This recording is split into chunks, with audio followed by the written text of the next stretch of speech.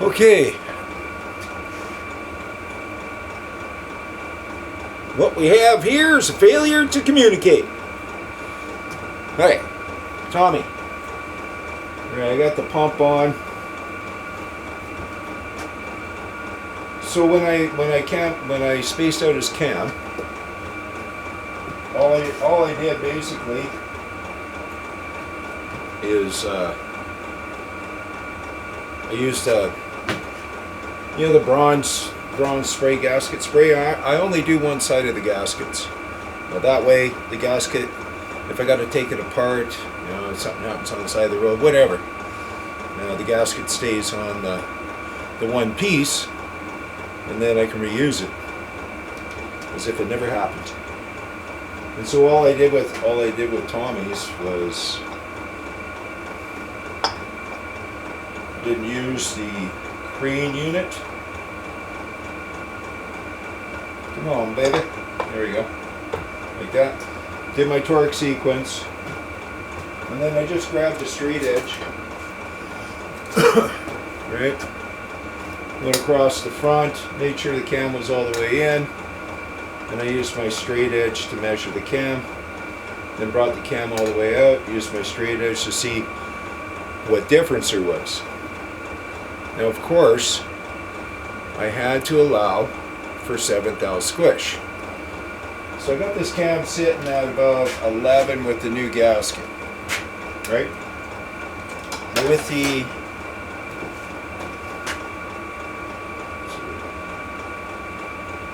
nice and easy like, with the oil pump, which is 1 to 11 thou clearance, I just went across with a straight edge. I measured her out, back, same thing, back and forward. Adding the thickness of the gasket. What you can also do is put a gasket on there, and then just take off your 7/10. Same. So I got the oil pump, or the breather gear. Breather gear I got at, it's 1 to 11 on these, so I got it at around 10. Yeah, it's a little, but hey, I only have so many spacers, and I'm good with 10. 10 will work fine. Hey, if the gasket squishes in a little further than 7, then I got 9. Yeah, it all works. What?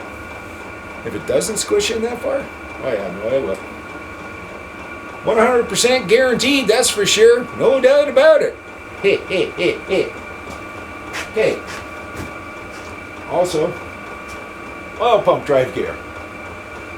Alright, so when I put this in, I made sure my clips were on. I made sure my clips were all going in the correct designated area. Let's see. Can you see it? Can you see it? I don't know if you can see that. But anyways, what I did, yeah, I don't know if you can see that. You can see the actual worm gear off the pinion. But, oh, there's the oil pump drive gear. It's just lower. Hey, you like this boomer text business, huh? Hey? So what I did was I took the oil pump assembly, I ran it in, no bolts, no nothing. I put my worm gear on as I ran it in, or my oil pump drive gear, and then I slid the key in just using some my electrical pliers, and I just slid the key in the keyways between the two. I got my clip on. Get your clip on, man. And I use these. I like the snap-on clip pliers because they go both ways. I know. I don't go both ways. But I'm not prejudiced. As long as you keep it to yourself. Stay out of my face. But yeah, I got snap-on pliers. I don't know where I put them. And I got that clip on. I always put this clip here on first, slide the whole assembly in, let it tilt to the side, right? Get your oil pump drive gear in, slider in, get the key in. You got to hold your tongue in the right position. It's all a Zen thing. Don't be in a rush. So I got my 10 thou clearance here, and a 5 thou clearance here after the shrinkage, and maybe we should get this timed in. Get her timed in, eh? It's a beauty way to go, eh?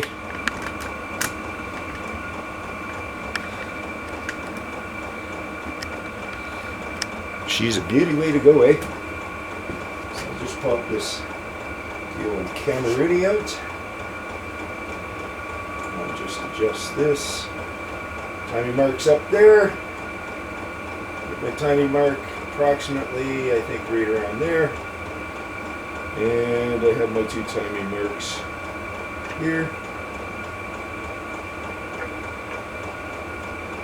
Am I lining up? Am I lining up? No, not quite yet. And if you don't like, this happened to a buddy of my brother's. He's actually a friend of mine too, but a good friend of my brother's there. He had a generator shovel, bought him in, and what happens is if you don't get this timing right, you're breathing out your breather, right? There's my breather, crank breather. But he was always breathing out his oil as he's going down the street. And so you got to hold me, and I was like, okay. And it was an S&S generator, so I got S&S manuals here. So I'm just taking pictures for him. He says, yeah, okay, got that. I says, well, Dan, if this hole isn't screwed up, your timing isn't correct. And yeah, lo and behold, his timing was off, and that's what it was. And so, too advanced, and you're puking oil out. So that's all that was. So that's a Major Tom update there. So I'm ready to get this back together. Of course, I got everything covered in Slicker Than Snot, or I should say Lucas. Which is almost as slick as Slicker Than Snot. I did like that. I really liked Roe. Roe is a good company, man. May you rest in peace. That boring bar I have, that was manufactured in Florida back in the 80s. And it's for small engines.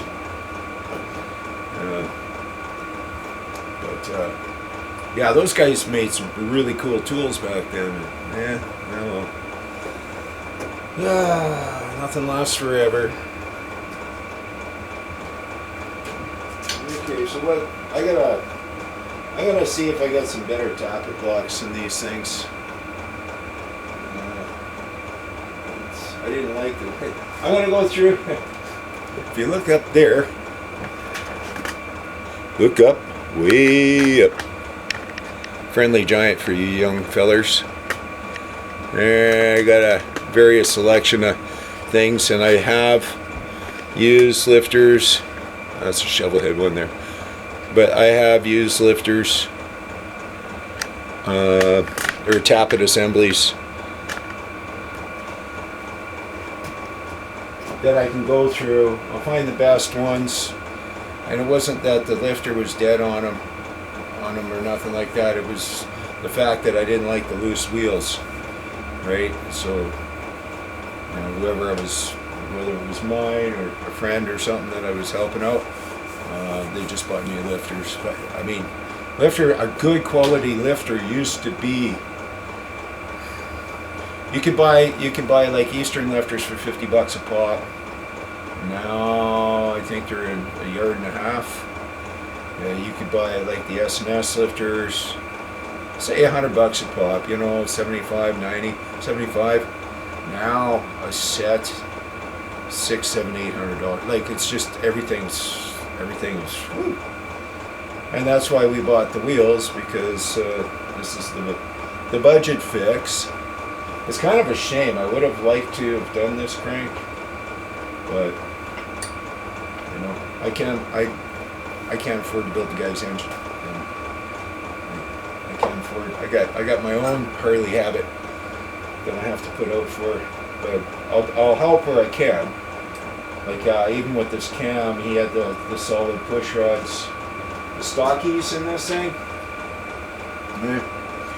and I am donating some adjustable push rods for it. So we'll work it out. But man, this feels nice. This feels nice.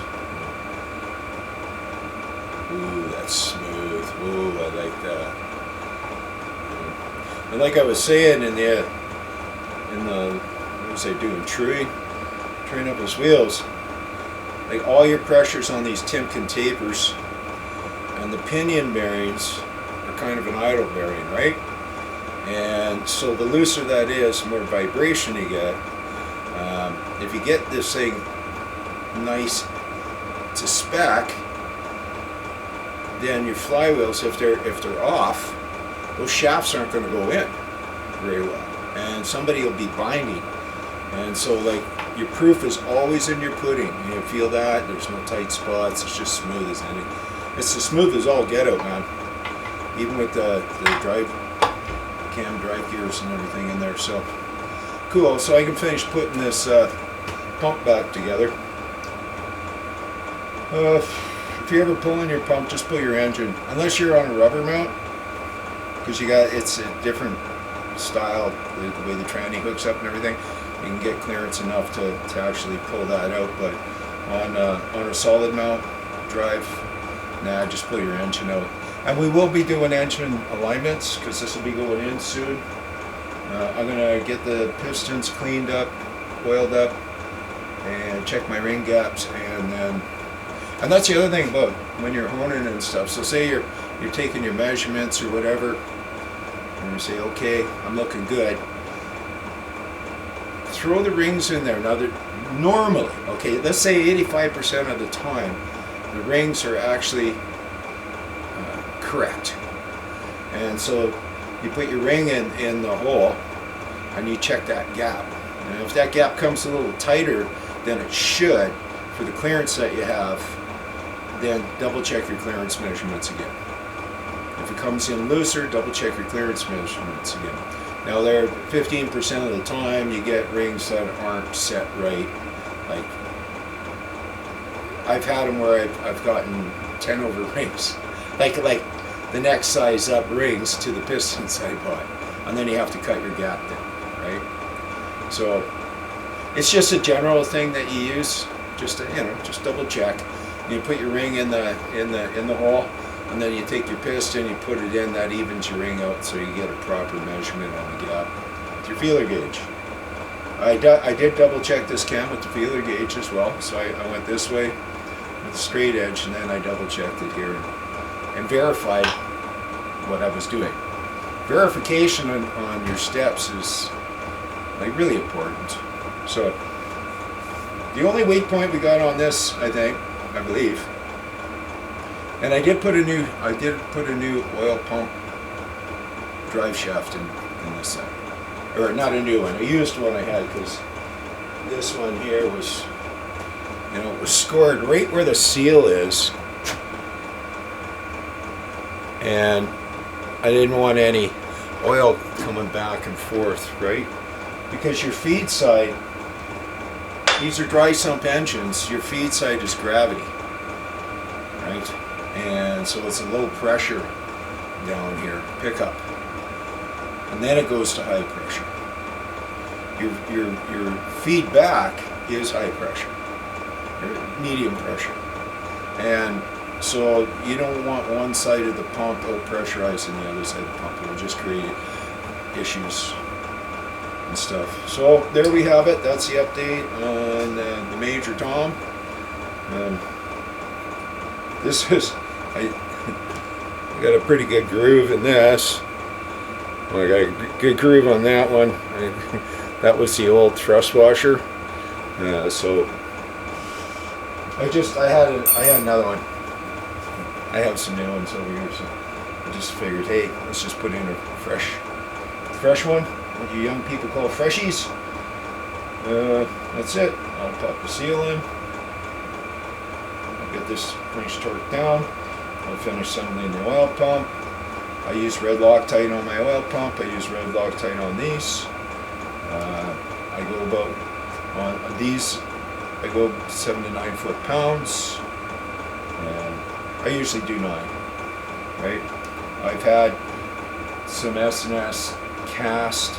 S&S make 2 different types of rocker covers. They make a billet one and they make a cast one, and they're both good, but the O-rings or the rubber gaskets or whatever you want to call them, both, you know, they don't interchange between the two. Why, I don't know. So if you have some of the S&S cast, I think Dennis Kirk carries the Landmark replacement gaskets for him, which are the same. Landmark was making these too. I don't know if they still do, but they do carry the gaskets last time I checked. If you need some, but you know, what was the spec on those things? It was like 11 thou, and I had one time strip on me. Or not 11 thou, but 11 foot-pounds. And I had one strip on me once. And it was just like, I had to Healy coil it, of course. But like, it's like, ooh, that's cheap. I didn't like that. So, always be careful with your torques. And like I say, there's your specs in your book, there's common sense, and there's the age of the unit you're working with, right? And so you get fatigue and you get things brittle. But the biggest thing is, guys, over-torquing shit over time. It's coming off and it's getting over-torqued on, coming off, getting over-torqued on. And that's really what pulls the threads, because you got steel threads going into aluminum holes. And so that really stresses out. So you want to stay within a reasonable torque on everything. So even if it says 11, 12, whatever, you know, 1/4 inch, just a rule of thumb, 1/4 inch bolts, 7 to 9. You usually can't go wrong on that. And then 5/16, you know, I won't go over 15 on a 5/16. 12 to 15 kind of thing. So, and if you actually, like, a lot of guys have manuals and they don't read them, but you can see basically they give you the objective, at least in the old manuals they did, you know, okay, you know, you got this size bolt, here's pretty much standard, unless otherwise stated. But if you're dealing with you know, old stuff, you just have to have that zen, man. Just that patience, don't be in a rush. And the minute you cut corners, and I can guarantee you this, 99% of the time, you go cutting corners because you think it's faster, you will screw it up, you will do not a good job, even if you get it correct, and a lot of times you end up taking it back to where you should have in the first place and just follow your steps. And don't forget, Harleys don't come with one problem, they come in 3s. Like this one, for instance. Okay, he had leaky, he had blown the base gaskets, right? So the guy thinks, oh, I just got to fix the base gaskets, which I'm sure my brother Tom did. And so you go in there, well, you find out why he was blowing that, because somebody had assembled something wrong, and it caused failure in the breather gear. So the thing wasn't breathing, it was building up all this case pressure, and that blew the gasket. Okay, so that's 2. What was the third one? It was the tranny puking oil out because somebody was tightening that belt so tight that they destroyed the main gear drive bushing. So there's my 3 there. And yeah, okay, good with that. Anyways, bless all you young fellers. I hope this helps you in the future, because you know this stuff's on the World Wide Web forever, long after I'm gone.